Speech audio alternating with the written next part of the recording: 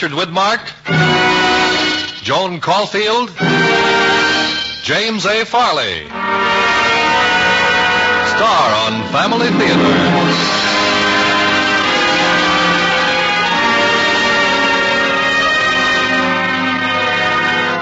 The Mutual Broadcasting System, in cooperation with Family Theater Incorporated, presents Stolen Symphony, starring Richard Widmark and Joan Caulfield. Brief portions are transcribed.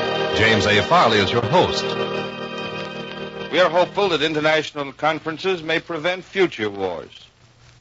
We give generously to help those who are suffering, especially the little children who are born into a world at war and who are still suffering from its terrible after effects.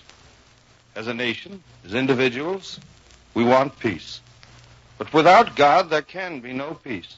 All history teaches that, because without faith, there can be no freedom.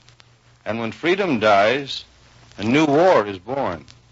Our homes, our communities, our nation, and the world would be renewed with a peaceful, generous, God-loving spirit if we as individuals made God a part of our homes, if we made family prayer a daily practice in our homes. For this is so very true. A family at prayer is a family at peace, and the world at prayer means the world at peace.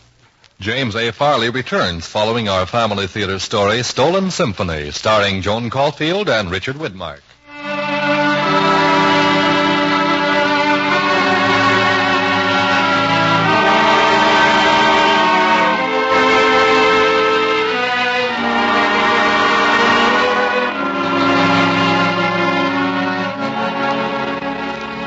Tonight, Family Theater brings you a half hour of music and melody.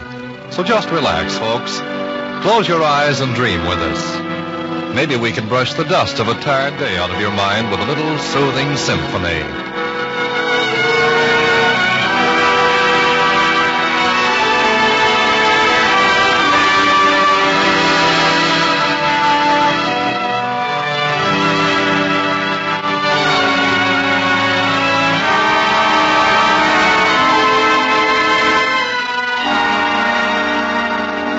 Friends, I'm sorry to break into the music like this and cross up the airwaves, but it's the only chance I'll have to tell you what happened. I won't disturb the music very much, so here's the way it was. This morning at dawn, I was over the Rocky Mountains, flying eastward into the sunrise. Far below me, the tracks of the Santa Fe ran like a silver ribbon into infinity. It was just a routine test flight of the new XP-88. Everything was going along smoothly when, just like that, something in the motor burst. It gave no warning, just exploded into a shower of oil and flames. There were 2 or 3 terrifying seconds before I realized what had happened and could move into action. The plane was ablaze when I opened the escape hatch and jumped. A brief singeing flame licked at my hair as I yanked the ripcord. Then I felt the jerk and the momentary pause as the chute opened. And then I lost consciousness.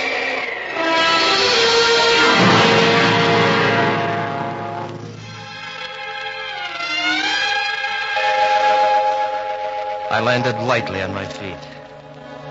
It was strange, because I was filled with a sudden surge of joy, an exhilaration and love of living.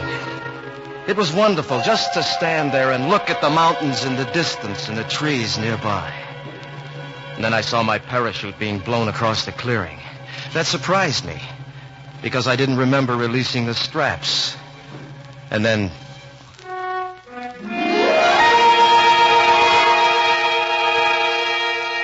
I saw the body still in the harness, being dragged along the ground after the chute.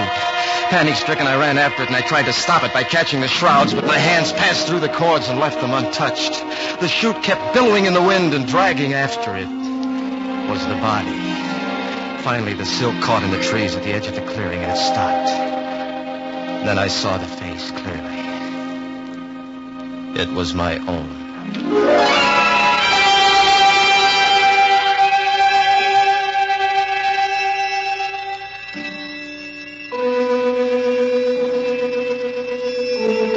Then I knew that I was dead. I'd really known it from the moment I saw the body. Some of the clothes were burned, but the face was almost untouched. It was strange as I waited and looked. I felt that I was waiting for some decision to be made, some judgment that would sum up my life.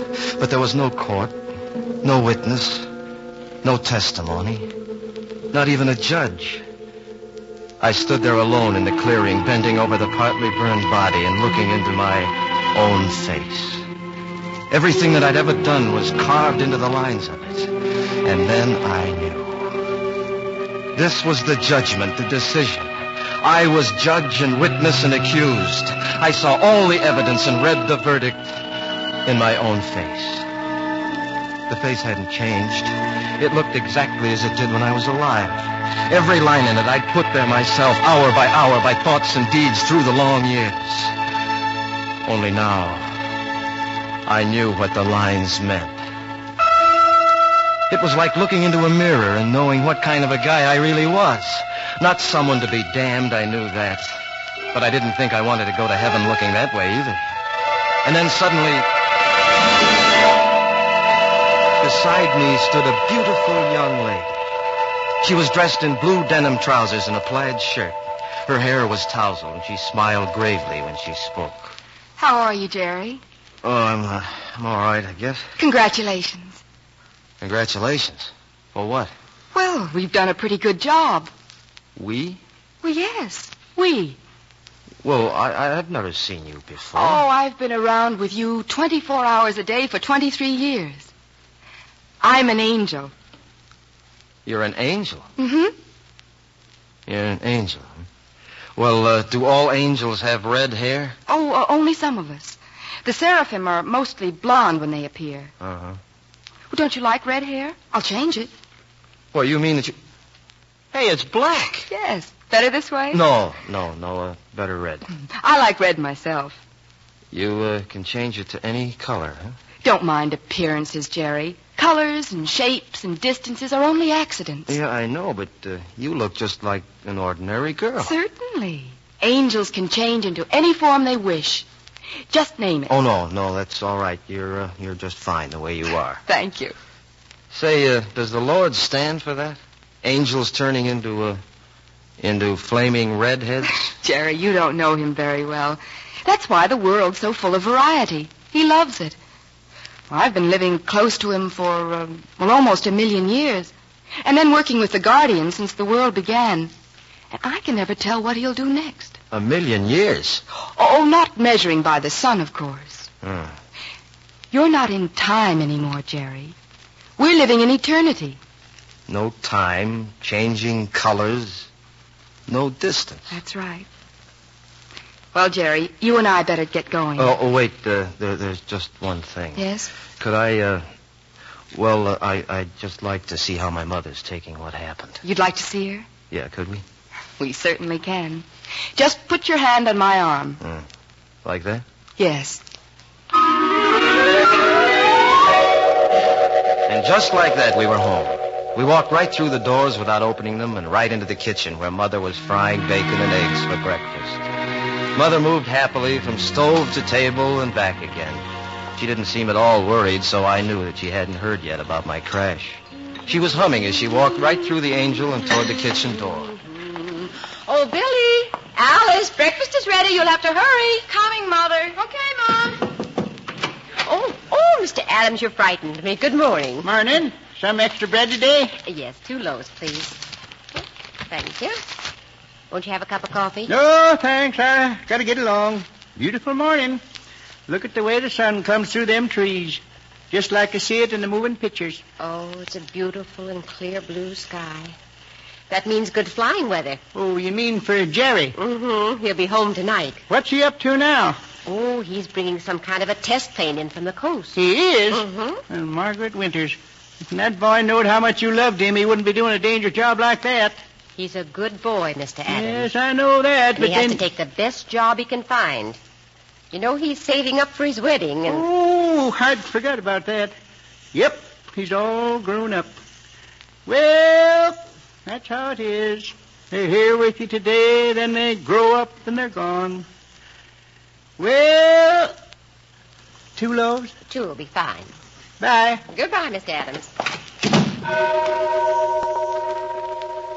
I saw new meaning for the simple things that were said and done. In life, it seemed I hadn't time to notice them. But now my mother's place in our home took on a new importance. I was struck by the beauty of her face. She wasn't a handsome woman, but now I could see the goodness written there. It was reflected in the little things she did. Making breakfast, talking to the old baker, Pop Adams, washing dishes, and loving all of us. Somehow I'd never felt the full force of her love before. I wish I could go over to her and tell her... No, Jerry. I wouldn't try to disturb her. Why don't you hop up here on the ironing board with me? No, I'm all right. It's just that there's so many things I wish I'd done to make her happier. Little kindnesses and remembrances. But I know she understands. It's her patience that makes her beautiful.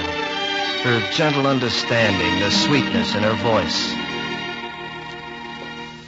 Billy, are you up? Alice, breakfast is getting cold. You'll be late for school if you don't hurry. Oh, Mother, I simply have to have a new dress. I don't have a decent thing to wear. Oh, what about the blouse and skirt you got last week? Doesn't it have that new something or other you've been talking about for a month? But after all, Mother, I can't wear that to school. It's too... Well, you understand, don't you, Mother? I'm a high school senior, and everybody expects us to look... Well, to look like... Yes, I understand. But let's do a little thinking about it later. But, Mother, I need... Morning, Ma.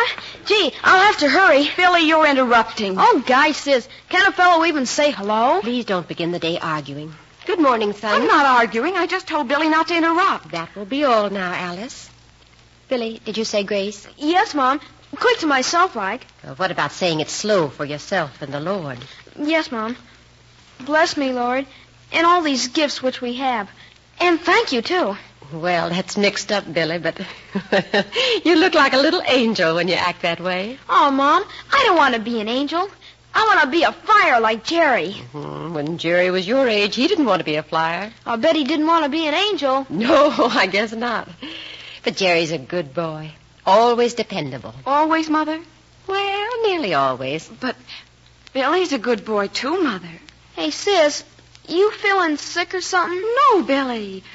I think you're sweet. I'll bet you want me to do something for you. Well, I was wondering if you'd have time after your paper. I'll bet you have another sorority meeting. No, it's the debate club. I won't have time in my dresses at the cleaners, and you could... Okay. I'll think it over. It was too bad that Billy couldn't see what the angel and I were watching. For there was a struggle of two thoughts going through his mind. And his plain face took on light lines, like the faint etchings that an artist makes when he begins to paint.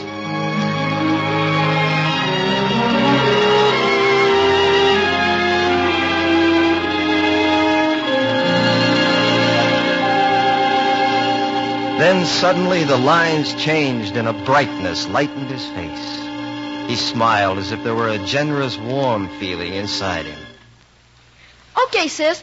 I think I'll be able to manage it now. Oh, thanks, Billy. See, Mother, didn't I tell you he's a darling? Yes, I see. But what about you? Oh, Mom, I know she wants to go to the school dance tonight. Well, you're very kind to help her, son. No, I figured it out. You see, Jerry's away most of the time, and then he'll be getting married to Margie, and I'm the only man in the house. Well, so it's just one of those things. Oh. Well, I guess I better get going. Bye, Billy, and thanks. Bye, Mom. Bye, Alice. Goodbye, son.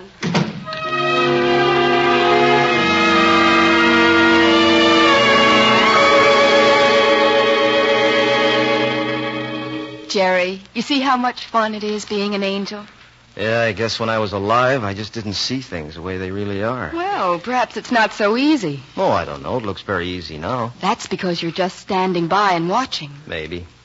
But it seems wonderful to have Billy's chance to be kind and generous and make people happy. Can you see now how people grow more beautiful? You know, it seems so simple. I don't know why I never thought of it when I was alive. Jerry, it's time for us to be going. Yeah, I guess it is.